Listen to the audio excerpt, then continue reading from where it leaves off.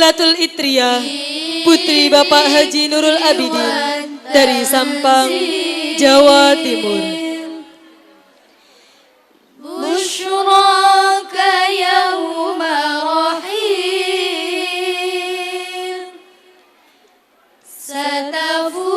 Saudari Silvi Sayyidah Rahmah, putri Bapak Haji Ali Fakih Almarhum dari Gresik, Jawa Timur.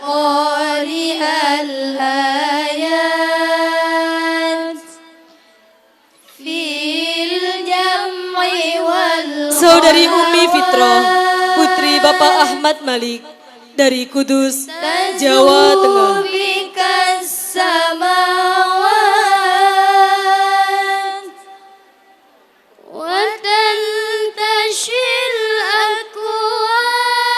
Saudari Lailatun Nafais, putri Bapak Mas Duki dari Indramayu, Jawa Barat.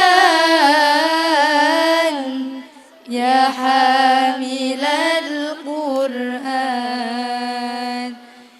ya hamilal Qur'an. Saudari Miratim Mu'tadillah, putri Bapak Zainal Arifin dari Batang, Jawa Tengah.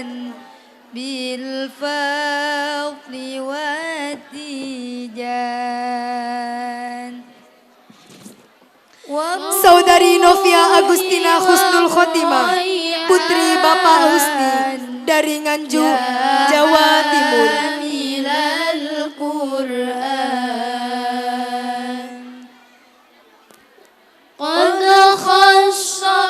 Saudari Nurul Hasanah, putri Bapak Haji Abdul Musahab Siregar dari Siak, Riau.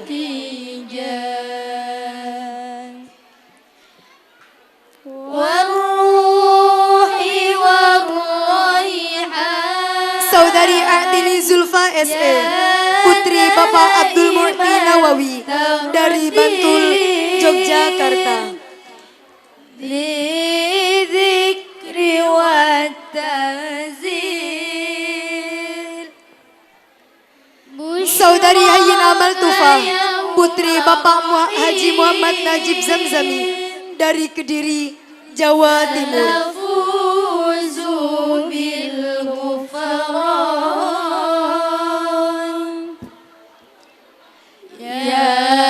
Saudari Umi Amanah, putri Bapak Mustamid dari Palembang, Sumatera Selatan.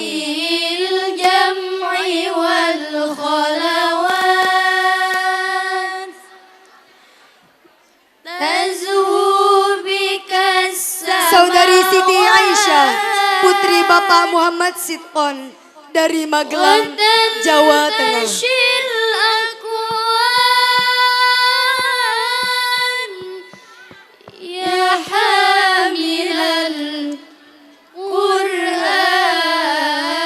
Saudari Dina Syarifatul Aulia, putri Bapak Hasanuddin SE dari Pesawaran, Lampung. Alhamdulillah. Saudari Hamidatul Muna, putri Bapak Haji Dedi Muhtadi dari Lebak, Banten. Jidhu fil hasya quraba.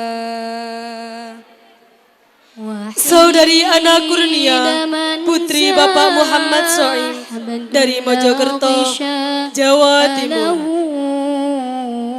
Tawarraqa subahu fi kaffayya wa intasaba. Saudari Tia Fitria, putri Bapak Hasasi dari Majalengka, Jawa Barat. Ya Rahim, Salli Rabbi wa sallim ala khairil. Saudari Lutfa Saudatul Muna, putri Bapak Haji Saifullah SE dari Malang, Jawa Timur. Ya Rahmanu ya Rahim, Salli Rabbi wa sallim ala Kepada beliau, khairil Ning Seila Hasina dihaturkan untuk foto bersama.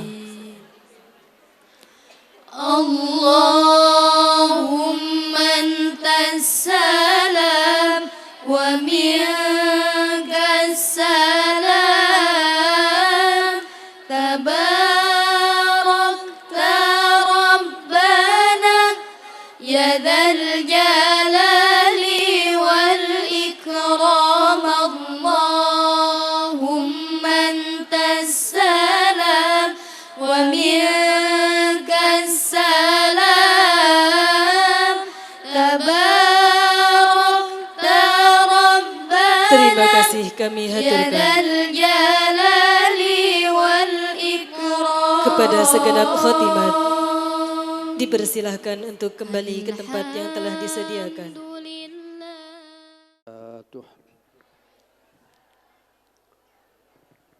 Bismillahirrahmanirrahim. Alhamdulillahirabbil alamin. Wassalatu wassalamu ala sayyidina Muhammadin wa ala alihi wa sahbihi ajma'in. Rabbi shrah li sadri wa yassir li amri wahlul 'uqdatam min lisani yafqahu qawli, amma ba'd. Yang saya hormati para kiai, wabil khusus Kiai Hasan Zamzami Makhrus beserta keluarga dan istri, dan para kiai-kiai yang lain. Ada Kiai Muhammad Faisal Anwar dari Bangkalan dan para bunyai yang kemuliakan dan mudah-mudahan dimuliakan oleh Allah fi dunya wal akhirah, amin ya rabbal alamin. Para bapak, para ibu wali murid, kalian mempunyai anak bisa membaca Al-Quran dan bahkan bisa menghafal Al-Quran. Ini merupakan anugerah dari Allah yang sangat luar biasa, yang mana orang tua yang mempunyai anak yang menghafal Al-Quran atau baca Al-Quran, ini besok oleh Allah dimuliakan. Dan sehingga besok itu digambarkan di akhirat, banyak sekali orang tua ketika hidup di dunia tidak merasa beramal baik, tidak terasa banyak beramal soleh. Namun ketika di akhirat, orang tersebut atau orang tua tersebut mendapatkan pahala-pahala. Lantas dia tanya kepada malaikat, dari mana ya malaikat? Itu dari anak-anak kalian yang beramal soleh, baca Quran, ini sebagai waladin solihin yad'ulah. Waladin solihin yad'ulah itu sebenarnya ulama yang menyarai hadis tersebut simple. Waladin soleh itu yaitu al-muslim. Nanti soleh itu al-qaim bi hukukillah wa hukukil ibad. Orang soleh itu hubungan kepada Allah baik dan hubungan kepada sesamanya itu baik. Itu orang soleh. Adapun zaman sekarang, orang bisa mencetak anak soleh itu tiada lain, yaitu harus di pesantren. Harus di pesantren, wabil khusus pesantren salaf. Jangan berharap orang mempunyai anak soleh tanpa lewat pesantren. Jangan berharap. Lewat pesantren saja kadang-kadang masih jeglang-jeglong ya. Sebab orang tua itu tidak mungkin bebas, diuji oleh Allah. Dan ujian yang berat itu ujian dari dalam. Apakah suaminya, apakah istrinya, apakah anaknya, atau menantunya. Dunia laisat bimanzilati surur. Dunia itu bukan tempat enak-enakan. Jadi orang tua yang mempunyai anak yang menghafal Al-Quran atau baca Quran atau ngaji, itu besok dimuliakan oleh Allah, diberi topi mahkota, yang topi mahkota tersebut itu lebih bersinar daripada sinarnya matahari. Itu orang tuanya. Mudah-mudahan kita semuanya masuk di situ. Amin ya rabbal alamin. Dan juga orang tua itu menyangkut guru. Mudah-mudahan guru-gurunya juga masuk di situ. Amin ya rabbal alamin. Sekarang bagaimana dengan yang pembacanya itu sendiri? Maka dari itu orang penghafal Al-Quran, orang yang membaca Al-Quran itu lebih hak berakhlakil karimah. Harus lebih mulia akhlaknya. Harus lebih baik ucapan-ucapannya. Harus lebih baik tindak tanduknya atau perilakunya. Itu lebih hak. Jadi orang yang menghafal Al-Quran itu dimuliakan oleh Allah yang sangat luar biasa. Dan juga Rasulullah Sallallahu Alaihi Wasallam memuliakan orang yang penghafal Al-Quran. Ketika perang Uhud, karena kondisi darurat, karena banyak orang Islam meninggal dunia, maka satu liang kubur itu untuk diisi untuk mayat dua. Lantas Rasulullah bertanya, siapa yang paling banyak membacanya Al-Quran? Bila mana yang paling banyak membacanya Al-Quran itu si fulan, maka si fulan itu lebih didahulukan masuk di liang kubur. Itu di dunia, apalagi di akhirat. Begitupun sahabat Umar radhiyallahu anhu. Orang yang menghafal Al-Quran ini dikasih tempat yang istimewa, yang khusus, dekat dengan sahabat, dengan Khalifah Umar radhiyallahu anhu, dimuliakan. Dan siapa orang yang memuliakan orang yang penghafal Al-Quran, maka akan dimuliakan oleh Allah Subhanahu wa Ta'ala. Dan siapa orang yang merendahkan orang yang menghafal Al-Quran, akan direndahkan oleh Allah Subhanahu wa Ta'ala. Sampai demikian. Jadi orang yang menghafal Al-Quran itu lebih hak berakhlakil karimah. Ya maaf, sekarang itu kita hidup serba repot. Di zaman sekarang, pengaruh HP sangat luar biasa. Ibu-ibu itu kalau ngomong anaknya dianggap yang lebih simpel pakai HP. Padahal ini kelanjutannya bahaya. Kenapa anak pakai HP? Ini sebenarnya salah orang tuanya sendiri. Kalau anak tidak main HP, ya supaya kalau bapak ibu main HP itu jangan tahu anaknya lah. Ini kan repot.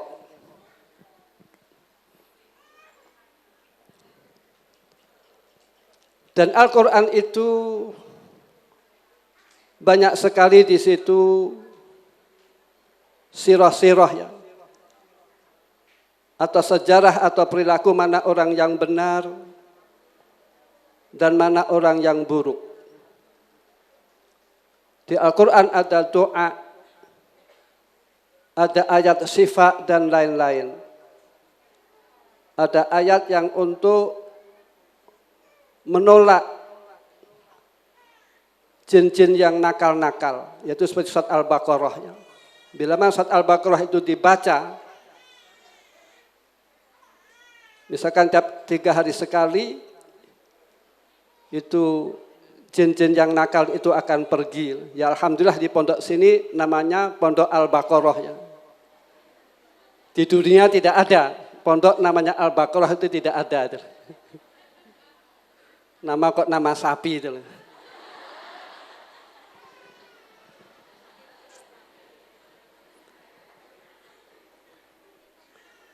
Namun semoga pondok ini manfaat dan barokah. Amin ya rabbal alamin. Dan Al-Quran itu berfungsi kepada orang-orang yang tertentu saja. Alif lam mim, dzalikal kitabul la raiba fihi hudal lil muttaqin. Quran itu hanya bermanfaat, bisa diambil manfaatnya bila mana yang mengambil manfaatnya yaitu orang-orang yang takwa kepada Allah Subhanahu wa taala. Adapun orang yang tidak bertakwa kepada Allah jangan berharap bisa memahami Al-Quran. Adapun orang yang tidak takwa jangan berharap bisa mengamalkan Al-Quran. Inilah konsekuensinya. Kalau orang tidak takwa kepada Allah, jangan bisa berharap mengamalkan Al-Quran. Lah otomatis kalau orang membaca Al-Quran, orang hafal Al-Quran, ini kan kalau tidak takwa kepada Allah kan tanda tanya yang besar sekali. Bagaimana dia bisa mengambil manfaatnya Al-Quran? Bagaimana Al-Quran bisa dibaca oleh orang tersebut, Al-Quran bisa berasar kepada dirinya, bisa memperbaiki dirinya. Jadi kalau orang membaca Al-Quran, bila mana akhlaknya tidak baik, ini merupakan pertanyaan besar bagi orang yang pembaca. Takwa kepada Allah apa tidak? Ini yang repot, yang berat. Ayol hudur rahimakumullah. Orang yang membaca Al-Quran jelas dipilih oleh Allah Subhanahu wa taala. Qala ta'ala, "Tsumma awrasnal kitabal ladzina astafaina min ibadina." Orang yang membaca Al-Quran itu dipilih oleh Allah, hamba-hamba yang dipilih oleh Allah diberi bisa membaca Al-Quran. Faminhum dzalimun li nafsihi. Sebagian daripada itu orang yang menganiaya kepada dirinya, yaitu Al-Quran tidak diamalkan. Dia hafal Al-Quran namun akhlaknya seperti orang biasa. Ucapannya seperti orang biasa. Bahkan Al-Quran yang dipahami oleh orang yang demikian, maka Al-Quran akan berdampak madharat kepada orang tersebut. Al-Quran akan melaknati kepada orang tersebut. Ini resikonya ilmu. Resikonya Al-Quran dihafal, dibaca bila mana yang membaca atau menghafal itu bukan termasuk orang yang takwa kepada Allah Subhanahu wa taala. Wa minhum muqtasid. Dan bagian daripada tiga, yang kedua, yang pertama dzalimun nafsih, ini yang buruk. Yang kedua adalah muqtasid yang sedang-sedang. Yang sedang-sedang itu, muqtasid itu, orang tidak mungkin akan bisa beramal baik terus. Itu namanya manusia, pasti punya salah. Pasti punya dosa, siapa orangnya kecuali Nabi. Sebab yang maksum itu hanya Nabi. Muqtasid itu orang yang salah, orang yang berbuat maksiat, orang yang berbuat dosa, namun mau bertobat. Itu muqtasid. Kalau dia berselisih kepada orang lain, dia mau minta maaf dan saling memaafkan. Sebab tiap-tiap hari Kamis, itu amalnya Allah, amalnya hamba Allah, oleh malaikat diaturkan kepada Allah Subhanahu wa ta'ala. Namun bila mana ada orang yang konflik, maka amal ini dipending oleh Allah Subhanahu wa ta'ala. Oleh Allah ditangguhkan, belum diterima, sehingga orang tersebut damai. Jadi maknanya, kalau orang itu konflik, ini akan merugikan dirinya sendiri. Kalau orang itu konflik kepada orang lain, maka akan merugikan dirinya sendiri. Adapun bila mana kita sudah minta maaf, ya sudah selesai. Adapun dia tidak memaafkan, urusan dia. Ini Al-Quran mengajarkan tawadhu. Qala ta'ala, waqfid janahaka limanit taba'aka minal mu'minin. Supaya kamu andap asor ya Muhammad. Orang andap asor itu memaafkan kepada orang lain.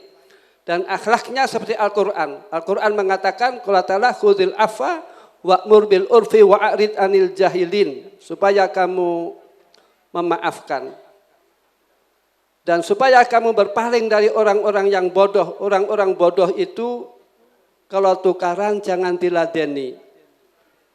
Sebab orang-orang bodoh itu bila mana tukaran, bila mana padu, kata-kata kasar akan keluar. Perilaku-perilaku buruk akan keluar. Maka kalau orang mempunyai ilmu, dia tukaran dengan orang bodoh, maka orang yang mempunyai ilmu itu dalam tingkah demikian dia termasuk orang bodoh.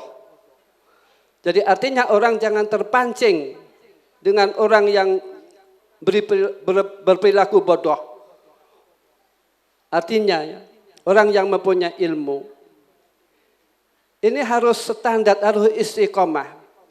Bila mana dia diajak tukaran oleh orang lain, diajak padu oleh orang lain, kalau dia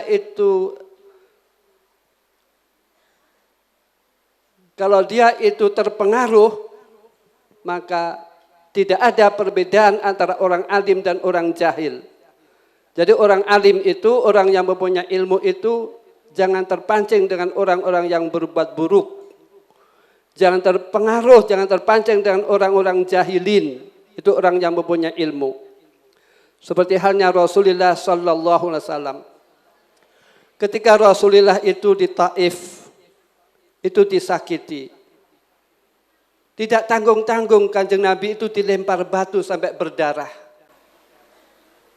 Apa yang keluar dari ucapan Rasulullah sallallahu alaihi wasallam, Allahumma hdi qaumi fa innahum la ya'lamun, ya Allah. Berilah hidayah kaum saya. Mereka berbuat demikian sebab tidak mengerti, sebab bodoh. Itu Rasulullah sallallahu alaihi wasallam. Ini namanya al-muhsin man aksana ila man asa. Orang yang berbuat baik itu orang yang berbuat baik kepada orang yang berbuat buruk. Ini orang yang kelas tinggi. Orang kelas tinggi itu dia tidak terpancing. Dia disakiti, dia malah senang. Sebab dengan sabar, dengan ridho dapat pahala. Orang-orang yang demikian itu, dia meyakini bahwasanya apa yang dilakukan oleh manusia itu hakikatnya Allah yang berkehendak. Qala ta'ala wallahu khalaqakum wa ma ta'malun. Allah yang menjadikan kamu sekalian dan Allah yang menjadikan perilaku kamu sekalian. Jadi misalkan saja orang-orang demikian ya, nanti banyak cerita-cerita ada ulama salaf ketika jalan dilempar batu orang itu tidak apa-apa, alhamdulillah. Mestinya saya kan bukan dilempar batu kecil namun dilempar dengan batu yang besar. Nanti bandingkan dengan kita-kita ya. Kalau kita dilempar batu kecil, yang melempar dilempar dengan batu besar. Itu kelas-kelas sembek kan demikian. Kalau orang-orang kelas tinggi itu indanas jelek tidak masalah. Yang penting indallah itu baik. Disangka jelek oleh manusia, jelek tidak masalah. Namun kalau justru orang-orang yang demikian itu kalau dianggap oleh manusia baik, dia susah. Ini bandingkan dengan akhlak kita ya. Kalau kita jelek-jelekin, kita tidak terima. Kita disakiti, kita tabayun tidak terima. Namun orang-orang kelas tinggi tidak demikian. Muktasid itu prinsipnya orang yang mau tobat. Satu dipentingkatkan, wa minhum sabiqum bil khairat biiznillah, dzalika huwal fadlul kabir. Yang ketiga adalah orang-orang yang kelas tinggi. Dengan Al-Quran, dia mendapatkan derajat yang mulia dari Allah Subhanahu wa Ta'ala, yang demikian merupakan taufik dari Allah Subhanahu wa Ta'ala atau pertolongan dari Allah Subhanahu wa Ta'ala. Manusia itu tidak mempunyai daya apa-apa. La haula wala quwata illa billah. Adapun manusia tidak punya upaya menjauhi kemaksiatan. Tidak punya kekuatan melakukan taat kepada Allah kecuali yaitu pertolongan Allah Subhanahu wa taala. Jadi orang-orang yang kelas tinggi dengan Al-Qur'an dia mendapatkan derajat-derajat yang mulia. Hal yang demikian merupakan taufik dari Allah, hal yang demikian merupakan anugerah Allah yang agung. Maka otomatis kalau orang muktasid, bagaimana meningkatkan sebagai sabiqum bil khairat. Dan lagi Al-Quran menyafaati. Ini kan luar biasa. Quran dibaca besok, Al-Quran akan menyafaati. Orang-orang yang membaca Al-Quran masuk surga bisa fa'atil Quran. Mudah-mudahan kita semuanya min ahlil jannah, amin ya rabbal alamin. Orang yang nyafaati itu banyak sekali ya. Kanjeng Nabi nyafaati, Imam Syafi'i nyafaati, dan ulama-ulama nyafaati, Al-Quran juga menyafaati, dan lain-lain. Jadi potensi orang masuk surga itu dengan syafaat-syafaat yang banyak itu berpotensi. Namun tinggal manusia itu ahlinya apa tidak. Maksudnya ahlinya itu selagi orang itu membaca La ilaha illallah maka orang akan masuk surga.